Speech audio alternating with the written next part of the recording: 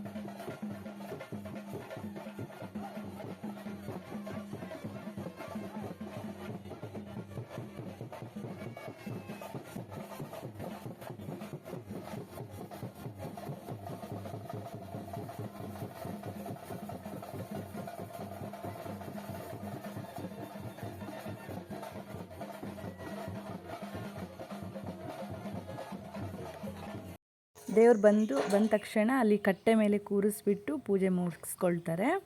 ಅದಾದ ನಂತರ ನೆಕ್ಸ್ಟ್ ಅಲ್ಲಿ ಮತ್ತೊಂದು ಕಡೆ ಪೂಜೆ ಕೂರಿಸ್ತಾರೆ. ಅಲ್ಲಿ ಈಗ ನಾವು ಏನೇನು ಅಕ್ಕಿ ಮತ್ತು ಅಡಿಕೆ, ಕಾಳುಮೆಣಸು ಹೀಗೆ ಏನಾದರೂ ಬೆಳೆದಿದ್ರೆ ಆ ದೇವರಿಗೆ ಅರ್ಪಿಸೋದಾದರೆ ಅಲ್ಲಿ ಒಂದು ರಾಶಿ ಹಾಕಿರ್ತಾರೆ, ಅಲ್ಲಿಗೆ ನಾವು ತೊಗೊಂಡೋಗಿ ಹಾಕಬೇಕು. ಹಾಗೆ ಅಲ್ಲೆಲ್ಲ ಪೂಜೆನೆಲ್ಲ ಮಾಡ್ತಾರೆ. ಇಲ್ಲಿ ಎಲ್ಲಾದರೂ ಈ ಜಾತ್ರೆಯಲ್ಲಿ ಒಬ್ಬರು ಮಿಸ್ ಆದರೂ ಕೂಡ ತುಂಬಾ ಕಷ್ಟ, ಯಾಕಂದರೆ ನೆಟ್ವರ್ಕು ಇಲ್ಲ ಮತ್ತು ಹುಡ್ಕೋದು ತುಂಬ ಕಷ್ಟ ಆಗುತ್ತೆ. ಮಕ್ಕಳೆಲ್ಲ ಕರ್ಕೊಂಡು ಹೋಗೋದು ತುಂಬ ಹುಷಾರಾಗಿ ಕರ್ಕೊಂಡು ಹೋಗಿ ಬರಬೇಕು, ಸಿಕ್ಕಾಪಟ್ಟೆ ಜನ ಇರ್ತಾರೆ. ಈ ಜಾತ್ರೆಗೆ ಆಲ್ಮೋಸ್ಟ್ ಎಲ್ಲರೂ ಬರೋದೇ 3 ಗಂಟೆ ಮೇಲೆ, ಯಾಕಂದರೆ ದೇವ್ರು ಬರೋದೇ ಆವಾಗ ಅಂಥೇಳಿ ಆವಾಗ ಬರ್ತಾರೆ. ಅಂದರೆ ಫಸ್ಟು ಜನ ಇರ್ತಾರೆ, ಬಟ್ ತುಂಬ ಜನ ಆಗೋದು ಈ ದೇವ್ರು ಬಂದಿರೋ ಟೈಮಲ್ಲಿ ಜನ ಆಗೋದು. ಅದೊಂಥರ ಆ ದೇವ್ರು ನೋಡೋಕ್ಕೆ ಒಂಥರ ಖುಷಿ ಆಗುತ್ತೆ. ಎಲ್ಲ ದೇವ್ರುಗಳು ಒಟ್ಟಿಗೆ ಸೇರೋದು ಅವಾಗ ಮಾತ್ರ. ಪಲ್ಲಕ್ಕಿ ಕುಣಿಯೋದು ಎಷ್ಟು ಚೆನ್ನಾಗಿರುತ್ತೆ ಅಂದರೆ, ಅದು ಪಲ್ಲಕ್ಕಿ ಹೊತ್ಕೊಂಡವರಿಗೆ ಅದನ್ನು ಬ್ಯಾಲೆನ್ಸ್ ಮಾಡೋಕ್ಕಾಗ್ತಿರಲ್ಲ, ಅಷ್ಟು ಖುಷಿಯಲ್ಲಿ ಅದು ಮೈಯಿಂದ 1 ಅಡಿ ಮೇಲಕ್ಕೆ ಹಾರ್ತಾ ಇರುತ್ತೆ. ಅಷ್ಟು ಆ ದೇವ್ರುಗಳಿಗೂ ಖುಷಿಯಾಗಿರುತ್ತೆ. ಎಲ್ಲ ದೇವ್ರುಗಳು ಒಟ್ಟು ಸೇರಿರೋದ್ರಿಂದ ಅದನ್ನು ನಿಜವಾಗ್ಲೂ ನೋಡೋಕೆ ತುಂಬಾ ಖುಷಿ ಅನಿಸುತ್ತೆ. ಈ ಜಾತ್ರೆ ಮುಗ್ದಾದ್ರ ಮೇಲೆ, ಅಂದರೆ ಈ ಜಾತ್ರೆ ಮುಗಿದ ಮೇಲೆ ಈ ದೇವ್ರುಗಳೆಲ್ಲ ಗುಡಿಯಿಂದ ಎದ್ದಿರ್ತಾವಲ್ಲ, ಆವಾಗ ಈಗ ಯಾರು ಮನೆಗೆ ಕರೆಸ್ಬೇಕು ದೇವ್ರನ್ನ ಅಂತ ಅಂದಾಗ ಕರೆಸ್ತಾರೆ. ಅಂದರೆ ಗುಡಿಯಿಂದ ಎದ್ದಿರತ್ತೆ ಎಲ್ಲ ಊರ ಮೇಲೆಲ್ಲ ಹೋಗುತ್ತೆ ಆ ದೇವರು. ಆವಾಗ ನಮ್ಮ ಮನೆಗೆ ಬೇಕು ಅಂದ್ರೇ ನಾವು ಕರೆಸ್ಬೋದು ಅವ್ರನ್ನ, ಆ ಥರ.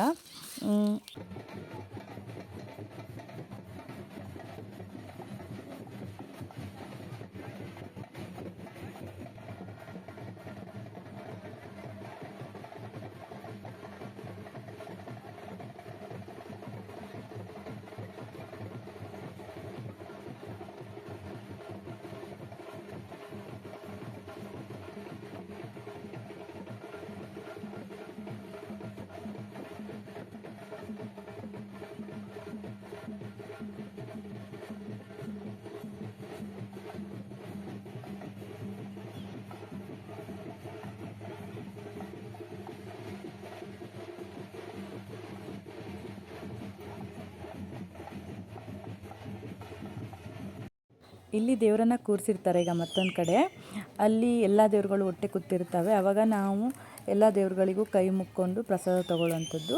ಅಲ್ಲೇ ಒಂದು ಕಡೆ ಅಕ್ಕಿ ಏನಾದರೂ ಹಾಕಲಿಕ್ಕೆ ನಮ್ಮ ಹತ್ರ ಅಕ್ಕಿ, ಅಡಿಕೆ, ಕಾಳುಮೆಣಸು, ಕಾಫಿ ಏನಾದರೂ ಹಾಕೋದಾದರೆ ಅಲ್ಲೇ ಹಾಕ್ಬೋದು. ಇದು ಗಾಳಿ ಮಾರಮ್ಮ ದೇವರು ಮಾಳೂರಿಂದು. ಎಲ್ಲ ಒಟ್ಟಿಗೆ ಕೂರಿಸಿರ್ತಾರೆ, ಎಲ್ಲ ಒಟ್ಟಿಗೆ ಕೈ ಮುಕ್ಕೊಂಡು ಎಲ್ಲ ಬರೋವಂಥದ್ದು. ಇದು ಗುತ್ಯಮ್ಮ ದೇವರು. ಇಲ್ಲಿ ಹಣ್ಣು ಕಾಯಿ ಎಲ್ಲ ಇಲ್ಲೇ ಹೊಡ್ಕೊಡ್ತಾರೆ. ಸಿಕ್ಕಾಪಟ್ಟೆ ಜನ ಇರ್ತಾರೆ, ಪೂಜೆ ಮಾಡಿಸ್ಕೊಳ್ಳೋದು ಕೂಡ ಕಷ್ಟನೇ ಸ್ವಲ್ಪ ಮಕ್ಕಳೆಲ್ಲ ಇದ್ದರೆ.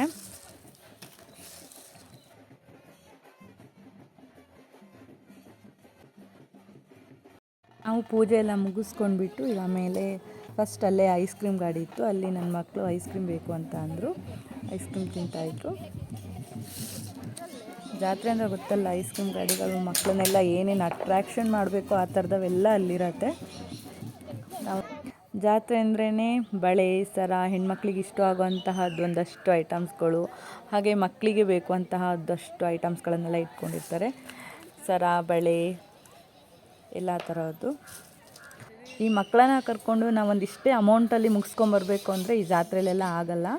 ಈ ಮಕ್ಕಳು ಏನು ಕೇಳ್ತಾವೋ ಅದನ್ನು ಕೊಡಿಸ್ಲೇಬೇಕು, ಇಲ್ಲಾಂದರೆ ಅಲ್ಲೇ ಬಿತ್ಕೊಂಡು ಒದ್ದಾಡ್ತಿರ್ತಾರೆ. ಹಾಗೆ ನನ್ನ ಮಕ್ಕಳು ಈ ಸಲ ತುಂಬಾ ಕಡಿಮೆ, ಏನೂ ಕೇಳಿಲ್ಲ. ಬಟ್ ಓಕೆ, ಆದರೂ ಅವ್ರಿಗೆ ಬೇಕಾಗಿರೋದೆಲ್ಲ ತೊಗೊಂಡು ಬಂದಿದ್ದಾರೆ. ಹಾಗೆ ಇಲ್ಲಿ ನನ್ನ ಮಕ್ಕಳಿಗೆ ಒಂದು 2 ಈ ಥರ ಬಲೂನ್ ಕೊಡಿಸಿದ್ವಿ. ಜಾತ್ರೆಯಲ್ಲಿ ಗೋಬಿ ಮಂಚೂರಿ ಹಾಗೆ ಪಾನಿಪುರಿ ಎಲ್ಲವೂ ಇದ್ದು. ಹಾಗೆ ನಾನೇನು ತೊಗೊಂಡಿಲ್ಲ, ನಾನೊಂದು ಕ್ಲಿಪ್ಪು ಆ ಥರದಷ್ಟೇ ತೊಗೊಂಡಿರೋದು. ಮಗೆ ಒಂದು ಕಬ್ಬಿನ ಹಾಲು ತೊಗೊಂಡ್ವಿ. ಜಾತ್ರೆ ಅಂತ ಹೋದರೆ ನಮಗೆ ಒಂದಷ್ಟು ಅಮೌಂಟ್ ಬೇಕು, ಎಲ್ಲ ತೊಗೊಳ್ತೀವಿ ಅಂತ ಕಂಡ್ರೆ ಒಂದಷ್ಟು ಅಮೌಂಟ್ ಬೇಕು.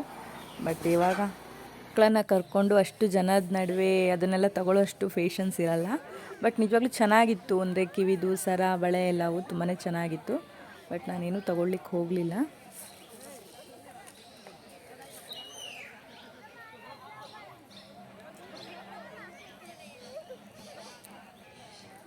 ಆಟ ಸಾಮಾನುಗಳು ಅಷ್ಟೇ ತುಂಬಾ ಇಲ್ಲ, 100 ರೂಪಾಯಿಗೆ ಅಂತ ಹೇಳ್ಕೊಂಡು ಸುಮಾರು ಆಟ ಸಾಮಾನುಗಳೆಲ್ಲ ಇದ್ದು. ಅದರಲ್ಲಿ ನನ್ನ ಮಕ್ಕಳು ಒಂದೆರಡು ಆಟ ಸಾಮಾನು ತೊಗೊಂಡ್ರು ಅಷ್ಟೇ.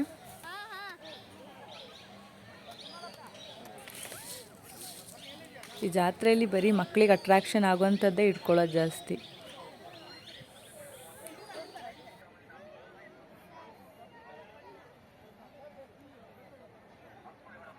ಅಲ್ಲಿ ಏನು ತೊಗೊಂಡ್ರು 20 ರೂಪಾಯಿ ಅಂತ ಹೇಳಿ ಒಂದು ಬೋರ್ಡ್ ಹಾಕ್ಕೊಂಡಿದ್ರು. ಬಟ್ ಅಲ್ಲಿ ಚೆನ್ನಾಗಿತ್ತು, ಏನು ತೊಗೊಂಡ್ರು 20 ರೂಪಾಯಿ ಅಂದರೆ ಸೋಸಣಿಕೆ, ಬಟ್ಟೆ ಉಜ್ಜೋ ಬ್ರಷ್ಷು, ಹಾಗೆ ಸುಮಾರು ಅವೆಲ್ಲ ಇಟ್ಕೊಂಡಿದ್ರು. ಇಲ್ಲಿ ಒಂದು ಇಯರಿಂಗಿಗೆ 40 ರೂಪಾಯಿ ಅಂತ ಹೇಳಿದರು. ಹಾಗೆ ಅಲ್ಲೊಬ್ರು ಅಕ್ಕ ಬಂದು ಕೇಳಿದರು, ನಾವು 3 ತೊಗೊಳ್ತೀವಿ, 100 ರೂಪಾಯಿ ತೊಗೊಳ್ತೀರಾ ಅಂತ ಅಂದರು. ಓಕೆ ಅಂತ ಹೇಳಿ ಮತ್ತು ನಾನು ಅದರಲ್ಲಿ ನೋಡಿ ನಾನು 3 ಜೊತೆ ಕಿವಿ ತೊಗೊಂಡೆ. ಚೆನ್ನಾಗಿತ್ತು.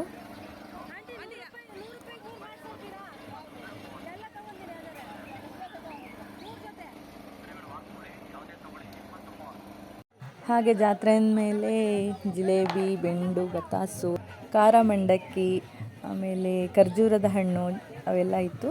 ಬಟ್ ನಾವು ಒಂದಷ್ಟು ತಗೊಂಡ್ವಿ. ಅಲ್ಲಿ ಒಬ್ಬ ಅಣ್ಣ ನಾನು ವಿಡಿಯೋ ಮಾಡ್ತಿರೋದು ನೋಡಿ ಹಾಯ್ ಅಂತ ಮಾಡಿದರು, ಮತ್ತು ಜೋರಾಗಿ ನಗಾಡ್ತಾಯಿದ್ರು.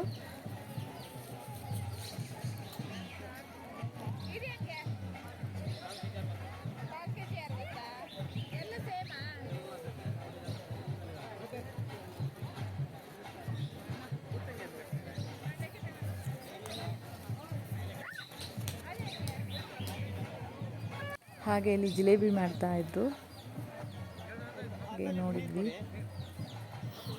ಅಲ್ಲಿ KGಗೆ 140 ಅಂತ ಇದ್ರು.